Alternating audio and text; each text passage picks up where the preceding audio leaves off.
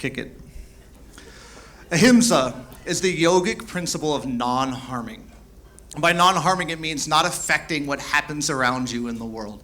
As a 20-year-old man, I was as far from ahimsa as I could possibly be, as you can imagine.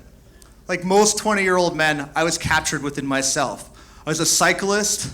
I was captured with what would mean to be the best I could be, no matter what it meant to anybody else. I couldn't find happiness. I couldn't find contentment. What I found was the next ride, the next competition. To be blunt, I was obnoxious. I was out loud. I was the kind of guy who had no problems getting up in front of a crowd of people he didn't really know and talking about whatever he wanted to talk about. I hadn't found a path in life that led me to true happiness. In ahimsa, in non-harming, I harmed people. I wasn't honest. I wasn't honest with myself. I wasn't honest in relationships. And that lack of truthfulness led me to not being a very good person. But then, of course, something happens, right? So I have my first daughter, my only daughter, Stella. But I'm still the kind of guy who, when his wife tells him she's pregnant, says, maybe you should have another test. Maybe you should check on that. Guys, not a good idea. Women, good idea to be pissed. I had to find a way to see a good in things that I couldn't find. I had been introduced to yoga when I was 20 years old, and I saw it as this great way to just do poses and do things, right? And so I have a daughter now. I'm going to come back to yoga, and it's going to mean something to me. I'm going to learn what it means to truly live this enlightened path and go down the world and be this great person.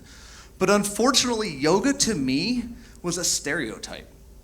I thought yoga was beautiful nature pictures of people doing headstands and Krishna Das music and sitars and people bouncing around and being happy. And it wasn't really who I was. I was the type of person who lived with the Whitman theory of resist much, obey little. I was mad at the world. I wanted to rebel against everything and really rise up against.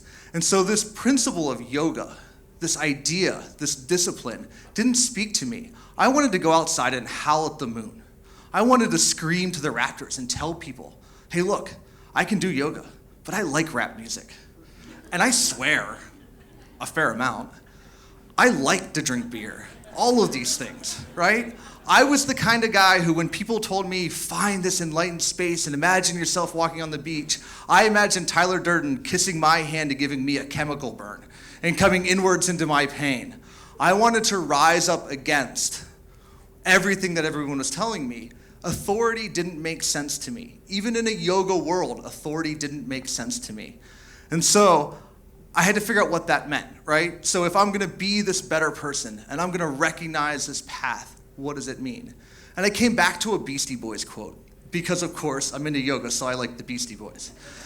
And the Beastie Boys say that dark is not the opposite of light. Dark is the absence of light, which to me meant something very intrinsic in the world. It meant that there weren't two sides to the coin. That it was essentially the same coin. Whether it flipped or not at the Packers game, there was two sides to the coin. But yoga taught this theory of samsara, that there wasn't happiness in the world, that everything was empty, everything was going to go away. And as much as I wanted to embrace that, I wanted to embrace a life where I could truly be inspired and be present for my wife and for my daughter.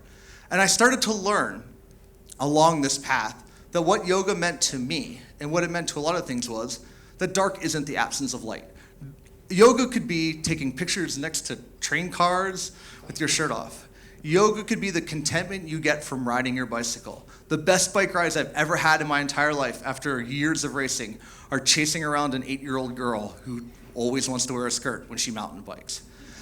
That is how I found joy and contentment. And it didn't mean I had to give up beer. That's the beauty of it, right? I learned that ahimsa and non-harming meant not harming myself and not harming the people around me.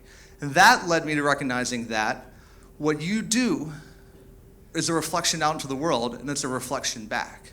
When I was a 20-year-old man, I never thought I'd live in Madison, Wisconsin for as long as I have. And now I am grounded headfirst into this state. I have a wife and a daughter, and I won't leave. Madison is my home. And I have found a path, and it's not a path towards enlightenment. Because the one thing I know is when I was a 20-year-old man, I was way smarter than I am right now. I know way less, and I'm far less enlightened. And because of that, I think I'm a far better person.